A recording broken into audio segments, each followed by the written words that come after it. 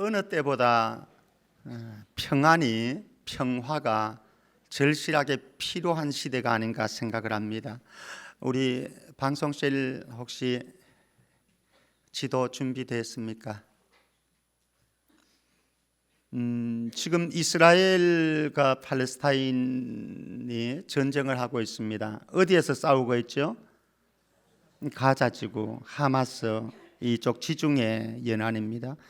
예전에 이 땅이 블레셋 땅이었습니다. 이곳에서 전쟁을 하고 있습니다. 예수님 탄생하신 데는 어디인가 하면 서안지구 있죠. 서안지구의 흰 부분에 오목하게 들어간 저 흰 부분에는 예루살렘이 있고, 그 예루살렘 적경에 서안지구에 저기 홍색이나 뭔가요? 핑크색? 저기에 베들레헴이 있어요. 예수님이 탄생하신 땅이 저기 서안지구에 있는 저기에서 지금, 그러니까 지금 서안지구의 전쟁은 아니지만은 그 옆에 있는 가자지구에서 지금 전쟁을 하고 있습니다. 예수님 탄생하신 방송실 됐습니다. 평화의 왕으로 오신 예수님 탄생하신 그 베들레헴 바로 부근에서, 그 땅 이스라엘에서 지금 전쟁을 하고 있습니다. 러시아와 우크라이나 전쟁은 우리 모두 다가 알고 있는 사실이고, 너무 오랫도록 2년이 훌쩍 지났죠. 한 2년 반 정도 되어 갈까요? 지금 참 참혹한 현실입니다. 지금 남북 긴장은 계속해서 고조되어 가고 있습니다. 단거리 미사일 쏘다가 장거리 미사일 쏘고, 언제 전쟁이 일어날지 아무도 알 수 없는 시대 속에 우리가 살아갑니다. 사방팔방으로 바라볼 때에 우리를 둘러싸고 있는 현실들은 정말로 답답하고 막막하고 힘겹습니다. 그래서 많은 사람들이 마음의 병을 앓고 있습니다. 우리 옆 사람하고 다시 한번 인사 나누십시다. 평안하십니까? 예수님 탄생하신 이날 평화의 왕으로 오셔서 우리에게 이미 평화를 주셨지만 왠지 내 마음에는 평안이 아직 없어, 이런 분들이 여기에 많이 앉아 있습니다. 2024년도의 경제 전망을 내다보아도 평안이 없어 답답한 현실, 어느 때보다 절실히 필요한 평화의 소식이 복되신 예수님의 성탄으로 여러분들의 심령과 여러분들의 가정에, 이 민족에게 임할 수 있기를 주의 이름으로 축복합니다. 첫 번째 성탄절, 아름다운 코러스가 울려 퍼지는데요. 그런데 아름다운 코러스가 울려 퍼지는 코러스가 어디에서 울려 퍼지는가 하면은 오늘 이제 조금 있다가 이곳에서 이제 코러스가 울려 퍼지게 되어질 겁니다. 그런데 첫 번째 성탄의 코러스는 실내의 아름다운 웅장한 성당이나 성전에서 울려 퍼지는 게 아니고 어디에서요?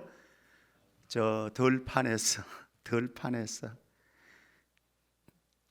그리고 대단한 황제나 왕이나 귀족들 세계에서 울려 퍼지는 것이 아니고 목자들 틈바구니에서. 한번 볼까요? 누가복음 2장 13절 14절.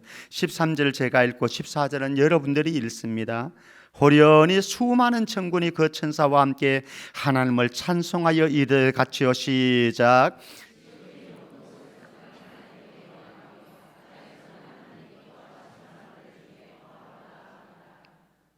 하나님의 구속 사역을 이루시기에 하나님께 한없는 영광이요,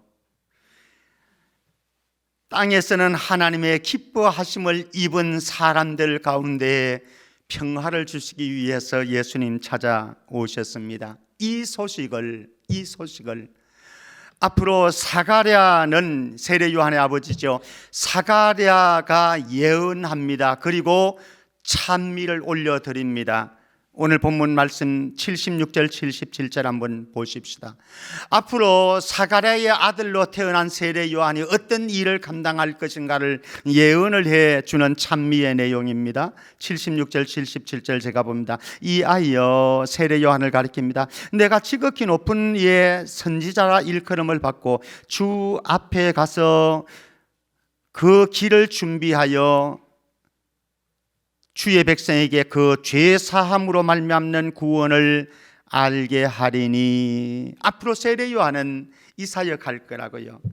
지극히 높으신 이의 선지자로서 주님 메시아 앞에 가서 앞서 가서 그 길을 닦는데, 그 길을 준비하는데, 그 죄사함으로 말미암는 구원을 백성들에게 알게 하는 사람, 바로 그 사람이 세례 요한이고 세례 요한의 사명입니다. 오늘 성탄절에 함께 예배하는 저와 여러분들이 세례 요한의 사명을 우리의 사명인 줄 알고 감당했으면 좋겠습니다.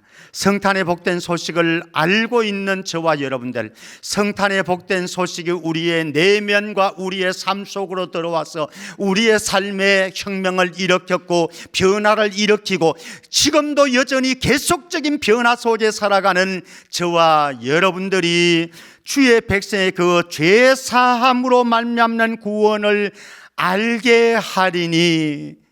오늘 장로님 오래간만에 기도를 해 주셨습니다. 그 총명함이 아직까지 사라지지 않았네요. 횡설수설하시지 아니하시고 적어서 하시는 것도 아니었거든요. 횡설수설하시지도 않으시고 체계적으로 또박또박 기도해 주시는 게 얼마나 감사한지 모릅니다. 근데 그 장로님의 기도 가운데 우리에게 있는 이 기쁨의 소식을 우리만 간직하지 아니하고 어떻게 우리의 주변 사람들에게 알려주는 사명을 감당해 달라고 그렇게 기도하셨는데, 세례 요한이 그랬습니다.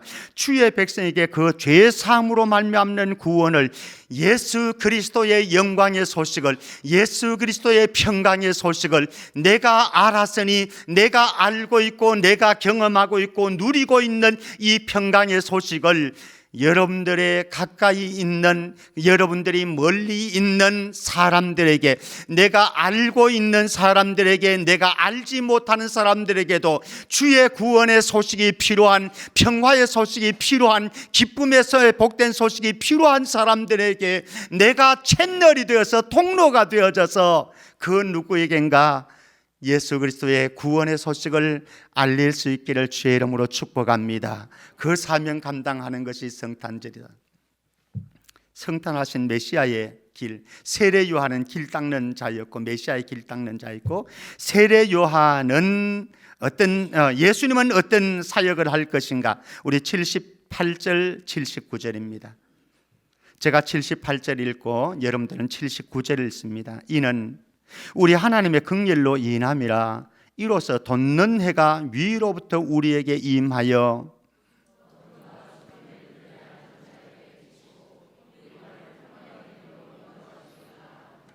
성탄하신 예수 그리스도, 그분을 오늘 말씀에서는 돋는 해로 소개를 하고 있습니다.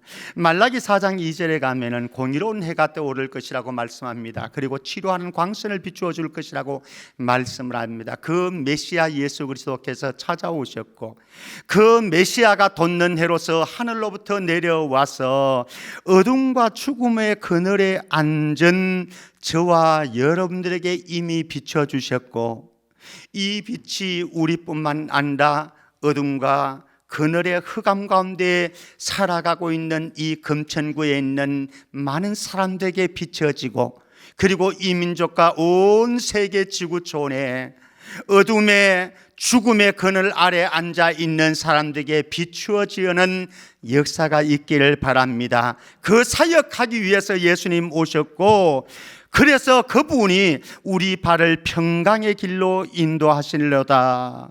예수님 이 땅에 오셔서 불안하고 답답한 우리의 마음과 우리의 현실 속으로 찾아오셨고, 그 속에 평강의 길을 닦아 두셨습니다. 죄 사함의 은총을 허락하셔서 우리가 하나님께로 나아갈 수 있는 길을 열어주셨고, 나와 너 사이에, 하나님과 인간 사이에 막힌 담을 허물어 주셔서 화평의 길을 열어 주셨고, 죽음의 권세를 허물어 주셨고 깨뜨리셔서 우리로 하여금 영원한 하나님의 나라로 들어갈 수 있는 이 길을 만들어 주신 성탄하신 예수 그리스도, 그분이 저와 여러분들의 인생의 왕이신 줄 믿습니다. 평강의 왕으로 임한 평화. 이 당시에 로마 제국은 지중해 연안과 로마, 헬라, 그리고 또 중동 지역을 다 통치하는, 세계를 통치하는 호령하는 대제국이었습니다. 그 당시에 로마 초대 황제인 가이사 아구스도, 성경은 가이사 아구스도로 표현합니다만 옥타비아누스 황제이지요. 그 옥타비아누스 황제가 등장해서 수많은 사람들에게, 그리고 속국들에게 자비를 베풀어 주었습니다. 그리고 전쟁을 종식시켜 주었습니다. 그리고 한 200년 동안 평화로운 제국을 만들어 주었습니다. 그것을 소위 팍스 로마나라고 이야기합니다. 로마의 평화, 팍스는 라틴어로 이 평화라고 하는 의미를 가지고 있습니다. 로마 제국이 주는 평화로운 세상이 이곳에 임했다. 그러나 그 평화는 사실은 가짜 평화에 불과합니다.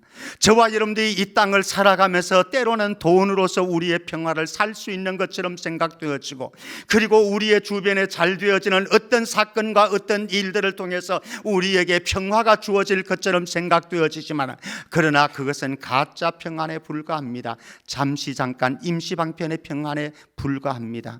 진정한 평안은 어떻게 올 수 있느냐? 이사야 9장 6절입니다. 이사야 9장 6절 우리 같이 한번 읽어봅니다. 시작. 이는 한 아기가 우리에게 낳고 한 아들을 우리에게 주신 바 되었는데 그의 어깨에는 정사를 메었고 그의 이름은 기묘자라, 모사라, 전능하신 하나님이라, 영존하시는 아버지라, 평강의 왕이라 할 것임이라.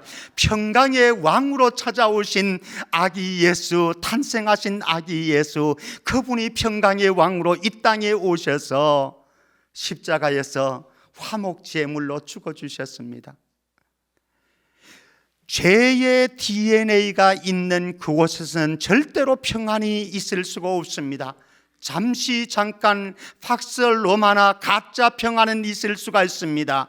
가짜 기쁨은 있을 수가 있습니다. 임시 평안과 임시 기쁨은 있을 수가 있습니다. 그러나 우리에게 궁극적인 영구적인 참된 평화와 기쁨은 있을 수가 없습니다. 그런데 예수님께서 십자가에서 스스로 자기 몸을 대속 제물로 깨뜨리심으로, 그 대속 제물로 인해서 하나님과 나아갈 수 있는, 화해할 수 있는 길들이 열려졌고, 그 십자가의 은총을 맛본 사람들이 나와 너가 원수 관계에 있었지만 원수 관계에 있는 나와 너가 함께 만나서 손을 붙잡고 어우러질 수 있는 것은, 참된 평안을 누릴 수 있는 것은 십자가의 보혈의 은총밖에, 죄사함의 은총밖에 없다라고 하는 것이죠. 그런데 이 죄사함의 은총을 자기 몸을 속죄제물로 예수님께서 평강의 왕으로서 친히 제사를 이루시고, 작년에 오늘 또 기도하셨던 것처럼, 울먹거리셨던 것처럼 따라해 봅니다. 다 이루었다. 다 이루었다. 하나님의 구속의 사건을 다 이루었습니다. 그래서 하나님께 영광이요. 왜?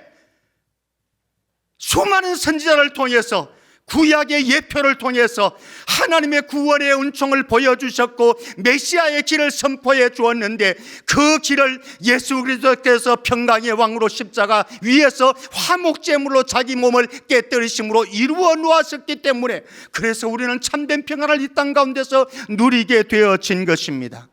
예수님이 주는 기쁨과 예수님이 주는 평안은 세상이 주는 것과는 분명히 다릅니다. 우리 성경 말씀 한번 보십시다. 요한복음 14장 27절입니다. 요한복음 14장 27절 같이 읽습니다. 시작.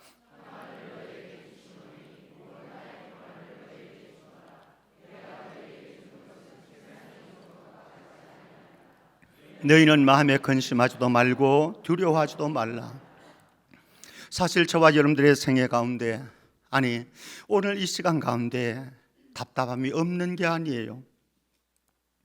화평이 깨어지는 일들이 없는 게 아니에요. 평화를 빼앗아 가고 있는 마귀의 짓이 없는 게 아니에요. 지금 이 자리에 앉아 있지만은, 성탄 축하하면서 평강의 왕을 노래하고 있지만, 우리의 마음과 영혼 속에는, 우리의 삶의 현장 속에는 여전히 답답하고 평안함이 깨어지는 순간이 있습니다.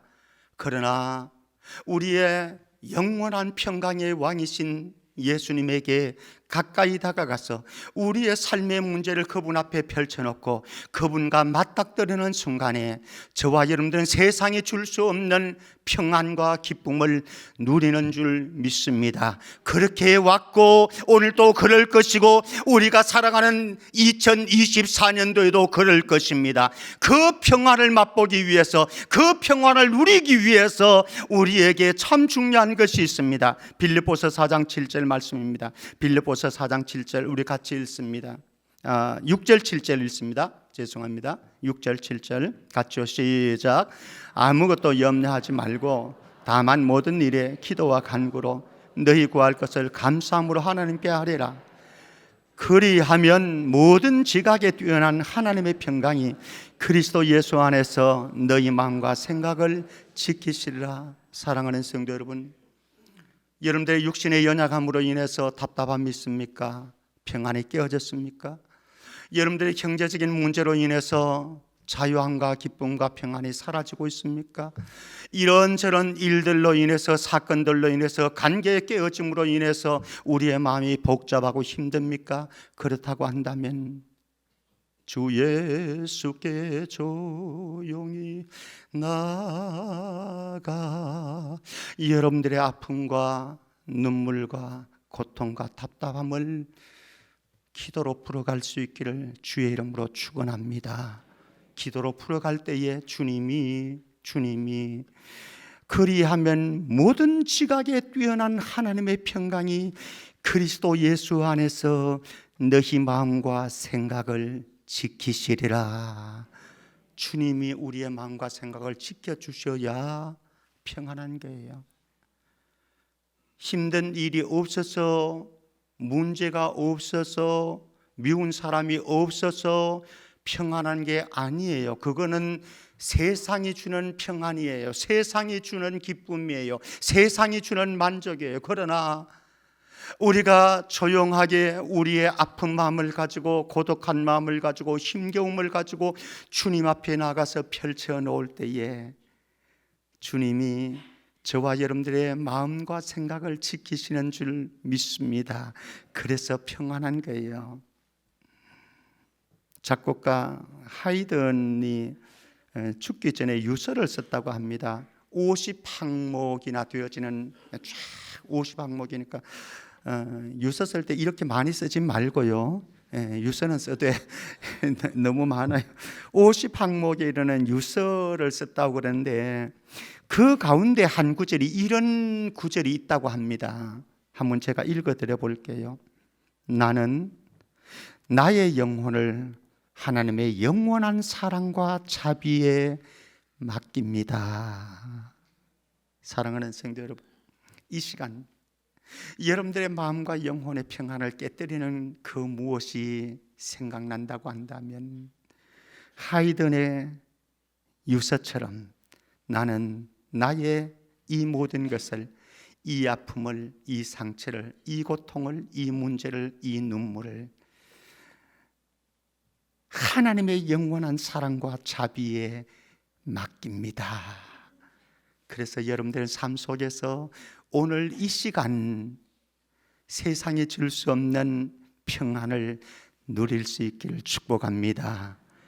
그 평화를 알고 있는 저와 여러분들, 맛본 저와 여러분들 하나 결단하십시다. 마태복음 5장 9절입니다. 마태복음 5장 9절. 나는 앞으로 이렇게 살아가겠습니다. 나는 이런 길 걸어가겠습니다. 같이요. 시작.